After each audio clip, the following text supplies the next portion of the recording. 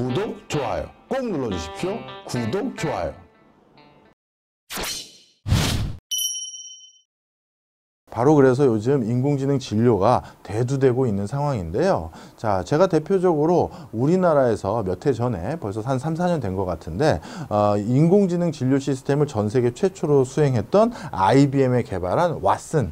이 왓슨을 우리나라의 모 종합병원에서 선도적으로 먼저 도입한 사례가 있습니다. 그리고 이거는 사실 어떻게 보면 이거 정도는 이제 우리가 인터넷에 나왔을 거예요. 왓슨 내부 화면 중에 하나인데요. 이 정도는 아마 이제 인터넷에 찾으실 수가 있는데, 여기 로그인을 하고 들어가면 인공지능 진료 체계인 왓슨을 통해서 이제 진료를 의사와 함께 같이 할 수 있는 상황인데요. 자, 여기에 대해서 우리가 중요한 시사점을 얻을 수가 있습니다. 한번 그 고민 해보셨어요? 진짜 의사와 방금 우리가 단말기 로그인 화면 보셨겠지만 왓슨, 이 둘이 환자에 대한 기본적인 데이터를 넣고 같이 이제 환자를 진단하는 과정에 있다라고 했었을 때, 간혹 의사의 진단 결과와 인공지능 진료 시스템의 왓슨의 진단 결과가 다를 수가 있잖아요.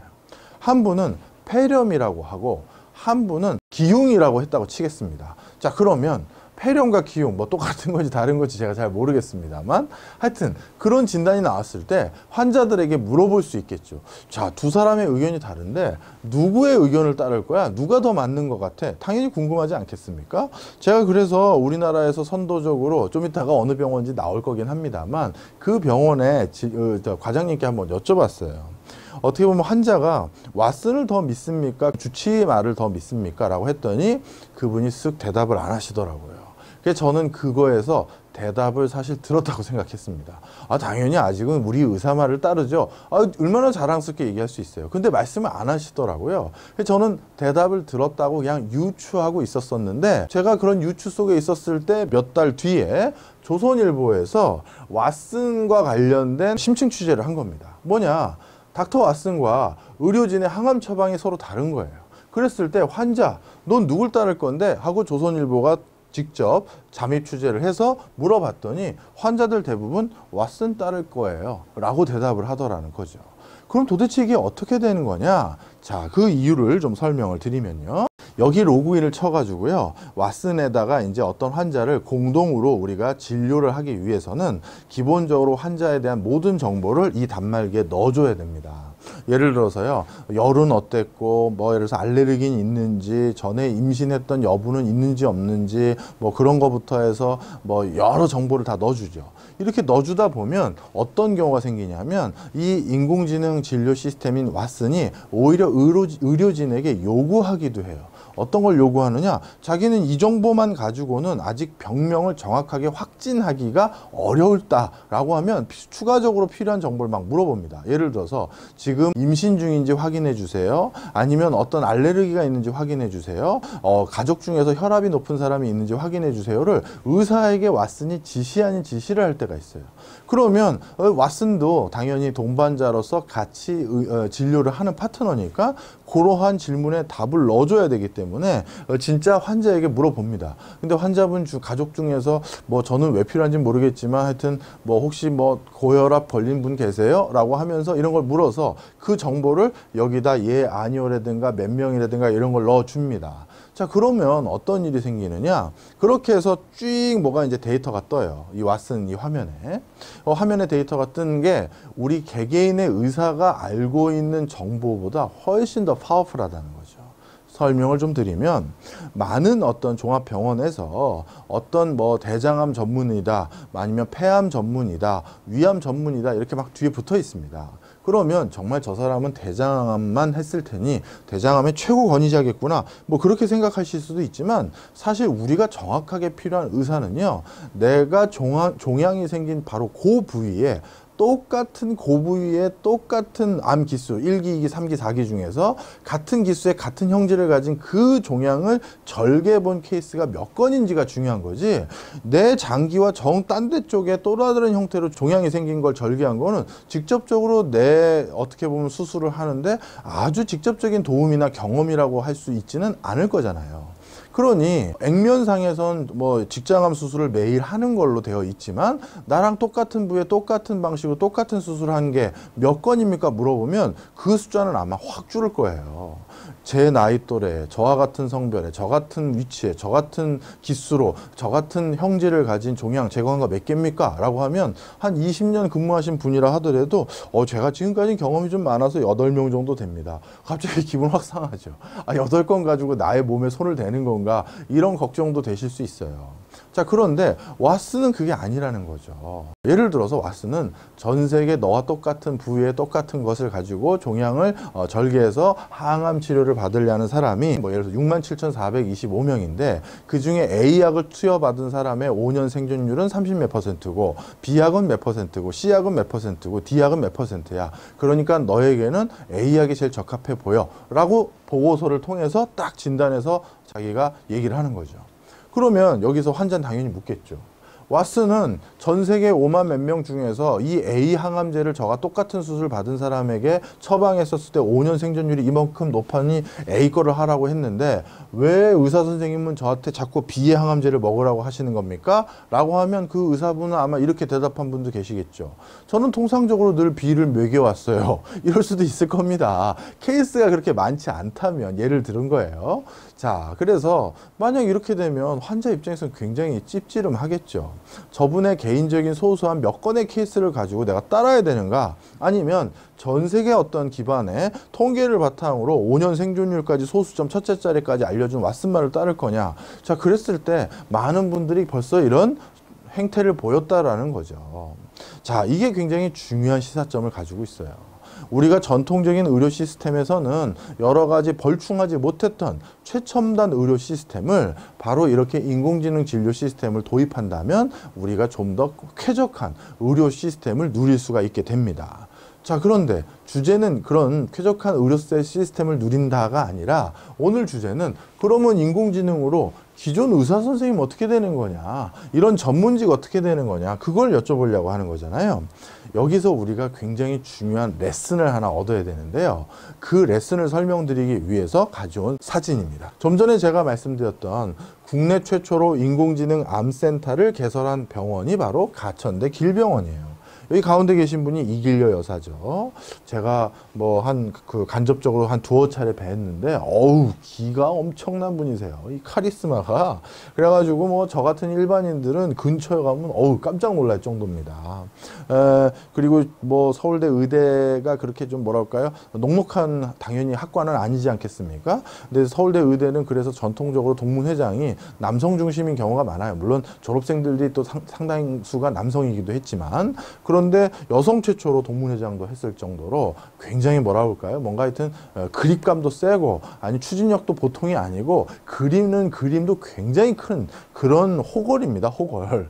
예. 자, 그런데 이분이 우리 가천대가 가지고 있는 길병원에 대해서 굉장히 평소에 뭔가 불만이 많으셨어요. 어떤 불만이냐? 자기가 설립했는데, 아니 우리 길병원에도 속칭 뭐 스카이 출신 의사들 다 있는데, 서울대 출신, 연대 출신, 고대 출신, 뭐 카톨릭대 출신, 다 이런 쟁쟁한 의대 출신의 의사들 다 있는데, 그런데 이 길병원은 주로 경인 지역을 대표하는 병원이다 보니까 어떤 일이 생기느냐, 갑자기 길병원에서 늘상 진찰받았던 어느 할아버지, 예를 들어서 감기 몸살이 왔었을 때, 복통이 왔었을 때, 체했을 때 항상 여기서 진찰받았던 그 할아버지가 어느 날 허리가 좀 아픈 것 같다고 또 진료받으러 왔는데, 우리 길병원 의사들이 진찰을 했더니 이거는 단순하게 허리가 뻐근한 뭐 그냥 근육통이 아니라 암이라는 걸 발견해요.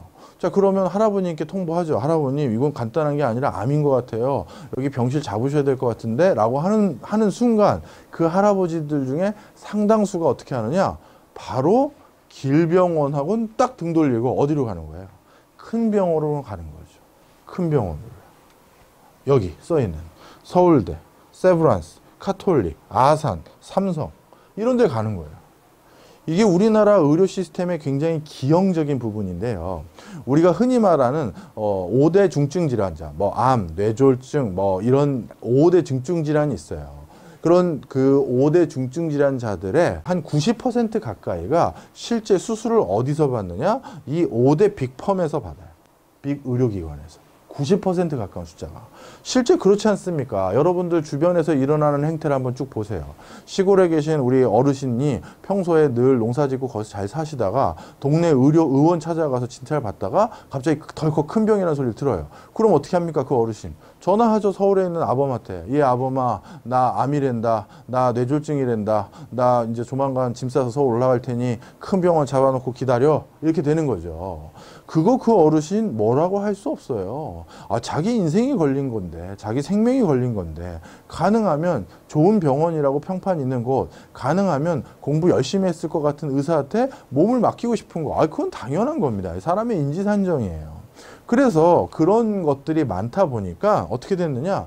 전 국민의 그런 중증 질환을 걸린 사람의 90% 가까이가 이들 병원에서만 수술을 받는 거예요.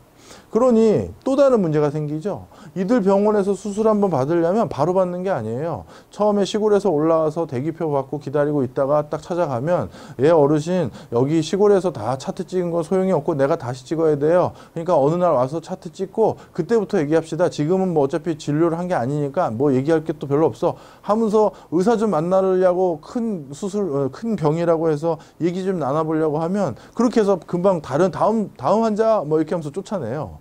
그러면 그래, 차트가 있어야지 뭔가 정확히 얘기해 주겠지 하고 한 며칠 뒤에 다시, 아니면 한 1, 2주 뒤에 차트 찍으러, CT 찍으러, MRI 찍으러 또 갑니다. 그래서 또 찍어요. 그럼 또 한참 또 걸리죠. 그러다가 또 이제 의사가 아이고 이거 진짜 무슨 맥기야, 무슨 암이 맞아요. 이거 수술하셔야 돼. 우리 지금은 병실이 없으니까 또 조금만 기다려 해서 또 좀 기다리다 병실 생기면 또 들어갑니다.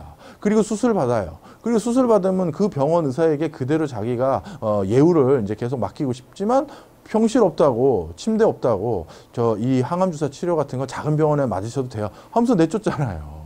이게 무슨 짐짝도 아니고 섭섭하죠. 우리 입장에서 목숨이 걸린 건데. 자, 그러다 보니까 이 구조를 끊어야 되는데 그런데 좀 전에 다시 그 그림으로 보시면 이 길병원 입장에서 우리도 방금 이들 학교 출신들의 의사들 잔뜩 있는데 왜 우리는 믿질 않느냐? 화가 나는 거예요. 그렇게 항상 만년 3등, 만년 5등, 만년 7등 이런 거에 절대 만족할 사람이 아닙니다. 자, 그러면 어떻게 해야 되겠어요? 이럴 때는 게임의 룰을 바꿔야 되는 거예요. 여러분들이 이 4차 산업혁명 시대, 언택트 시대, 포스트 코로나 시대에 나의 상황을 바꾸고 싶다라고 하면 기존에 다른 사람이 했던 그 방식을 그대로 답습하려고 해봤자 밑에서 천천히 올라오는 게 끝이에요. 그럼 뭘 해야 되느냐? 당연히 위험할 수는 있죠. 그렇지만 위험을 내가 받아들이고 변화를 시도하지 않으면 내 위치는 달라지는 게 아니에요. 그걸 누구보다 잘 아는 이길려 여사는 이 빅펌들하고 이 5개 의료기관과는 전혀 다른 차별화된 의료 서비스를 해보자라고 해서 바로 최초로 인공지능 진료센터를 길병원에서 가져온 거예요. 최초의 인공지능 암센터? 이런 건 왠지 서울대병원에서 할 것 같은데, 세브란스에서 할 것 같은데, 아니면 삼성의료원에서 할 것 같은데, 그게 아니라 여기서 했단 말이에요. 그 이유는 내가 왜 맨날 만년 3등이어야 되는데 나는 도발을 걸겠다. 그래서 판을 바꿔보겠다라는 겁니다. 자, 그런데 여기서 또 재밌는 일화가 있어요. 이렇게 그러면 가천대 길병원은 그래요, 우리 한번 도약해 봅시다 라고 해서 이 인공지능 시스템을 선도적으로 받아들이면 내부인들이 그래, 우리 한번 같이 치고 나가자 이렇게 생각할 것 같죠? 천만에 절대 그렇지가 않습니다. 절대 그렇지가 않아요. 처음에 이렇게 인공지능 진료 시스템을 도입하겠다고 했더니 내부의 1차적인 모습은요, 내가 지금도 기분이 많이 상했는데 우리 길병원에서 일하다 보니까 다른 병원으로 맨날 가버려 가지고 내가 지금도 기분이 상했는데 나보러 이제 컴퓨터 말까지 들으라는 거냐 라고 하면서 내부에 적지 않은 반발이 많았다고 합니다. 변화를 받아들이고 싶지 않은 거예요. 무서운 거죠. 주저되고 뭔가 더 안 될까 봐. 자, 그래서 이 인공지능 시스템을 도입한다니까 내부 반발이 너무 컸었던 거예요. 그래서 결국 어떻게 했느냐? 이길려 여사뿐만 아니라 병원의 다른 매니지먼트들은 이렇게 한 거죠. 그러면 쓰지 않을 사람은 쓰지 마. 쓰겠다는 사람들과 우리는 할게. 라고 그렇게 타협 아닌 타협, 배제 아닌 배제, 강압 아닌 강압으로 국내 최초로 인공지능 암센터를 도입을 해요. 자, 그런데 그 결과가 그럼 어떻게 된 거냐? 그 결과가 또 중요하죠. 자, 이제는 어떤 일이 생기기 시작했냐면요. 좀 전에 봤던 화면으로 다시 돌아가면 초창기 인공지능 진료 시스템을 저는 그럼 해보겠습니다 라는 의사와 난 내 방식대로 계속 하겠다는 의사, 어떻게 됐느냐? 인공지능과 같이 진료한 사람들이 하루하루 명의로 거듭나는 일들이 생기기 시작했어요. 설명을 좀 드리면 이런 겁니다. 나 혼자 진료를 한 게 아니라 인공지능에 그 차트 정보를 그대로 넣고 인공지능이 그건 뭐라고 생각하는지를 볼 기회가 생겼잖아요. 그러다 보니까 아하, 이런 환자에는 A라는 항암 주사가 훨씬 더 효용이 좋았구나. 아, 이럴 때는 이렇게 하는 거구나. 이런 거를 환자 하나를 다룰 때마다 한 케이스 한 케이스 막 넣는 거예요. 자기가 부쩍부쩍 넣는 거죠.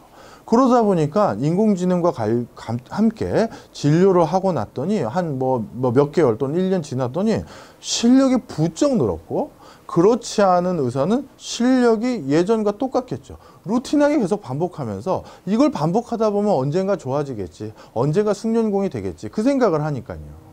그래서 결국 이 두 집단의 실력 차이가 현격하게 벌어지고 나서 결국 어떻게 됐느냐, 인공지능 시스템을 사용하기를 초창기에 거부했던 의사들마저도 나중에 은근슬쩍 뭐 이런 표현을 했겠죠. 아니, 그거 계속 언제까지 그렇게 일부만 계속 쓸 거냐 하면서 이제 얘기를 했을 겁니다. 자, 그래서 이제는 가천대 길병원에선 이 인공지능 진료 시스템이 어떻게 보면 대표적인 자신들의 브랜드 아닌 브랜드가 돼버렸어요. 그렇게 난 결과는 어떻게 됐느냐? 바로 요겁니다.